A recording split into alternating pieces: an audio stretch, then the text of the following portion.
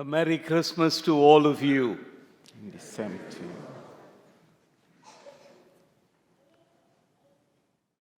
Earth is crammed with heaven, and every common bush aflame with God. But only he who sees takes off his shoes. The rest sit around plucking blackberries. My dear sisters and brothers, this is one day, and this Christmas event is one event that makes the earth crammed with heaven and every common bush aflame with God. But only he who sees it takes off his shoes. The rest sit around plucking blackberries. Today, as we celebrate Christmas, we celebrate earth becoming heaven, because God becomes human. The Word becomes flesh and lives in us. Or, as a modern translation would go, the Word became flesh and moved into our neighborhood. And so, the earth is crammed with heaven, for where God is, there is heaven. And so the distant God becomes imminent to us. A God who is almighty makes himself weak, an infant, all out of love for us. The eternal, so to say, seems to make himself temporal. And if this closeness is not good news, tell me what is. Moses, in the book of Deuteronomy, would say, "Which other nation has its God so very close to us as the Lord our God is to us whenever we call on him?" Let me repeat that for you. Which other nation has its God so very close to them as the Lord our God is to us whenever we call on him? And I guess Moses would not have thought of, even in his wildest of dreams, that the God who appeared to him on Mount Sinai in lightning and thunder as the Almighty, the all-powerful One, would deign to make his Son be born as one of us. All out of love for us.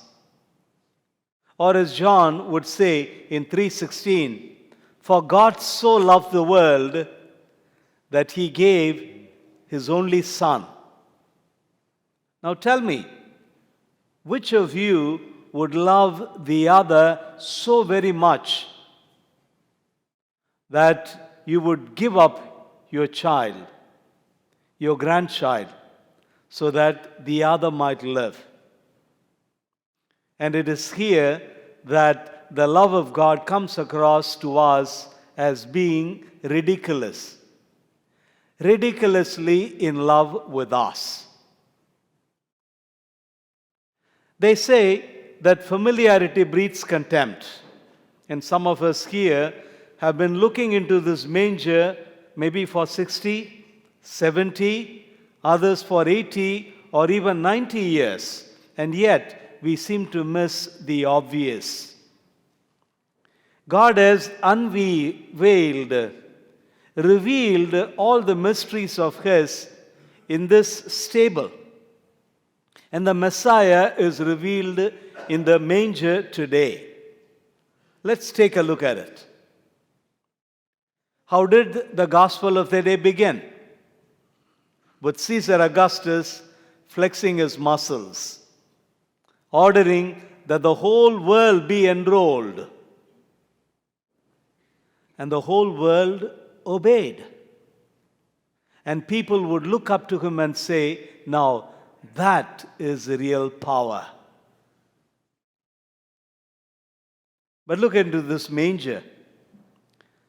A little infant, totally dependent on its parents, unable to feed itself, and unable to lift its head on its own. And God would say, this is real power, because the Son of Man makes himself a weakling, all out of love for us. Caesar Augustus would want to count the whole world for taxing purpose, for drafting purpose, because what you can count, you can control. What you can measure, you can actually make your own, or you can multiply. And here you have God making himself vulnerable, all out of love for us. And the Father says, this is real power, this is real strength. And the gospel goes on to say, and the infant was bound in swaddling clothes. Bound. That is core. That is key. The Son of God, who makes himself the Son of Man, binds himself in love to us in our weakness, in our brokenness, in our sinfulness. It is so easy to walk away from someone, to walk out of a relationship. And yet, here, the Son of God, who becomes a Son of Man, binds himself in love, all out of love for us. And the third thing I learned from looking into the manger is this, that the evangelist Luke would present the infant against the backdrop of a manger, a place where fodder is stored, food for animals. And this infant, as he grows up, would claim to be, and he is, the real bread come down from heaven. And he would give himself away as food for a hungry world. His body, our food, his blood, our drink. That is how he would nourish us and nurture us, support us and sustain us on our journey to God. A body that would be broken for us. By the way, do you know that the name Bethlehem translates as house of bread? Is it a coincidence that he was born in Bethlehem, or is it a God incidence? The real bread, the true bread, the eternal bread, the bread of angels come down from heaven. When every child is born and we sing happy birthday, joyously and spontaneously we move on to the next verse and say, many more happy returns of the day. Because every child is born to live.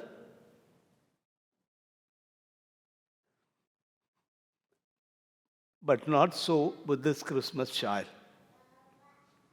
He was born to die. And that is revealed to us in the scene. As bread is broken, his body would be broken for us, and all out of love for us. Let me complete that verse for you. For God so loved the world that he gave his only Son. For what? So that you and I might not perish, but that we might be saved. And so when God says to us, I love you, he also says, I forgive you. And when you bring those two together, that is God telling us, I save you from your sinfulness. And that is what was said of this child. He will save his people from their sins. And I see that all this is revealed in this manger, in this stable scene.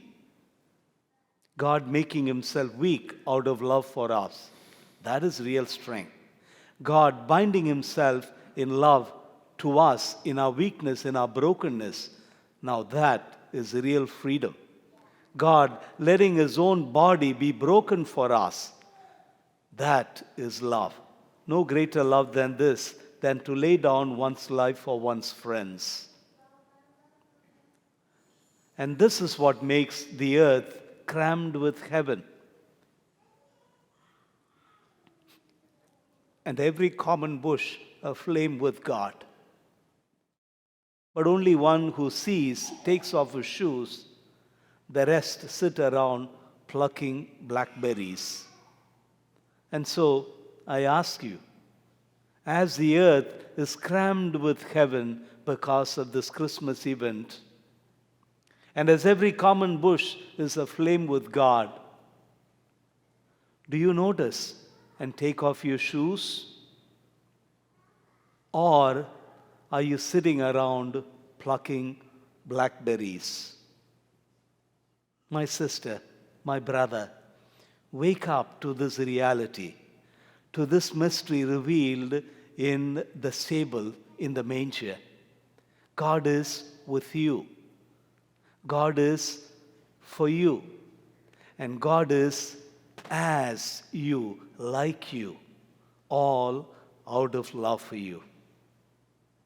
If this is not good news, I wonder, my sister, my brother, what is? Merry Christmas.